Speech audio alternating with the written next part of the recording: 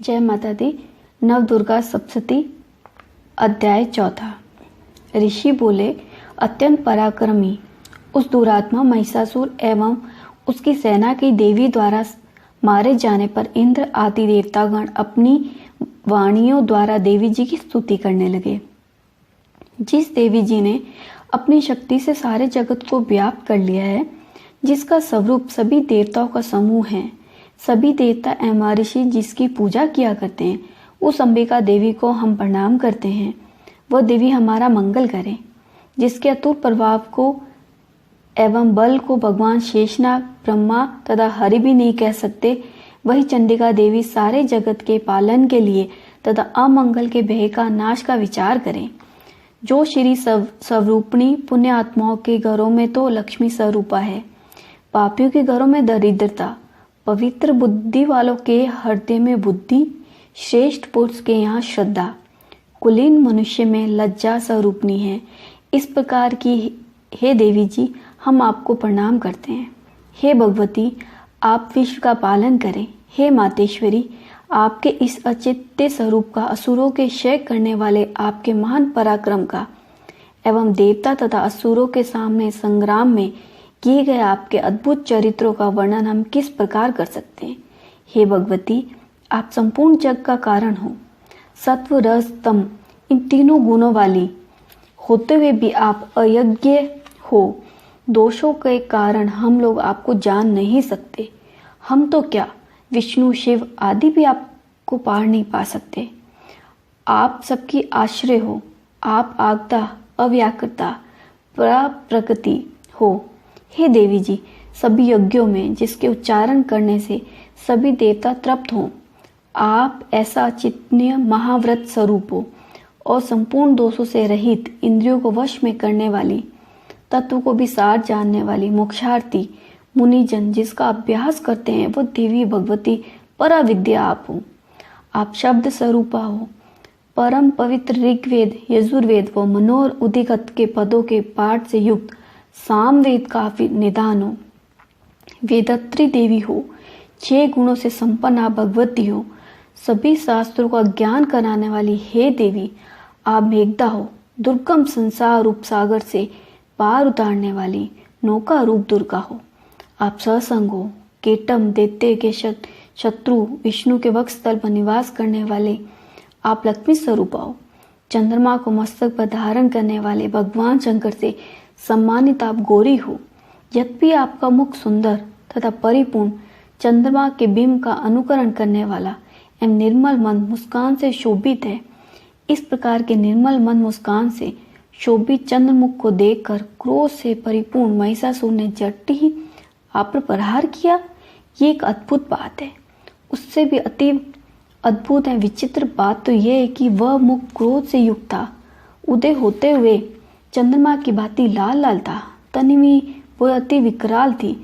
ऐसा देखकर महिषासुर ने अपने प्राण तुरंत वहीं पर नहीं छोड़ दिए। भला कौन ऐसा प्राणी जो क्रोधी यमराज को देखकर भी जीवित रह सके। हे देवी जी, आप प्रसन्न हो।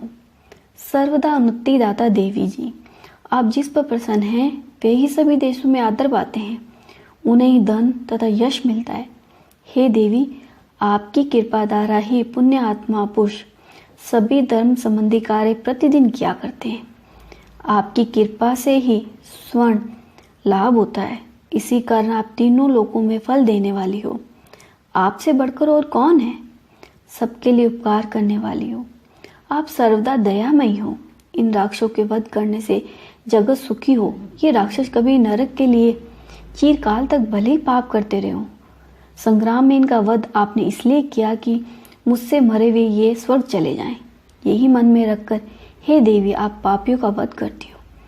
आप असुरों को केवल देखने मात्र से भस्म क्यों नहीं करती। शत्रुओं पर शस्त्रों का प्रहार क्यों क्या करती हो। इसका भी एक कारण है, क्योंकि शत्रुगण मेरे शस्त्रों से मरकर पवित्र होकर उत्तम लोक में पहुंचे। इस प्रकार आपके ये विचार अत्यंत उत्तम है। आपका शील स्वभाव दुराचारियों के दुष्ट स्वभाव को निवृत्त करने वाला है और आपका रूप अचित्य है। उसकी अन्य किसी के साथ तुलना नहीं हो सकती। आपका पराक्रम तो देवताओं कि पराक्रम को नाश करने वाला, दैत्यों का नाश करने वाला है। इसलिए इसी प्रकार आप शत्रु पर भी दया किया करती हैं। आपके पराक्रम की तुलना हे देवी किसके द्वारा हो सकती है? आपके रूप में तो परम मनोहर है, परंतु शत्रुओं को बेहदायक है।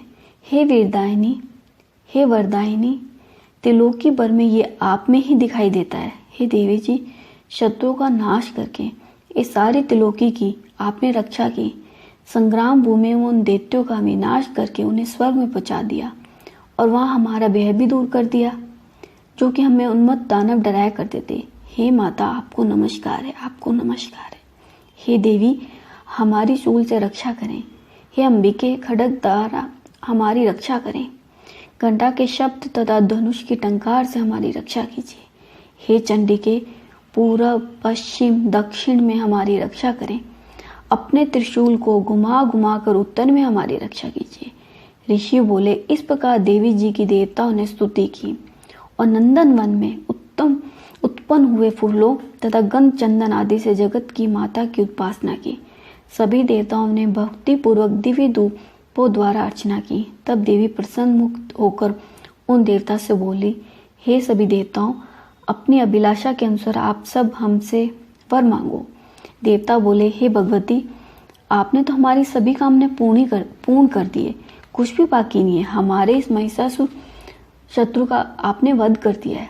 फिर भी यदि प्रसन्नता पूर्वक हमें वर देना चाहती हो तो हे माता, ये वर दीजिए कि जब जब भी हम आपको स्मरण करें तब तक हमारी बड़ी बड़ी आपत्तियां आप दूर करें।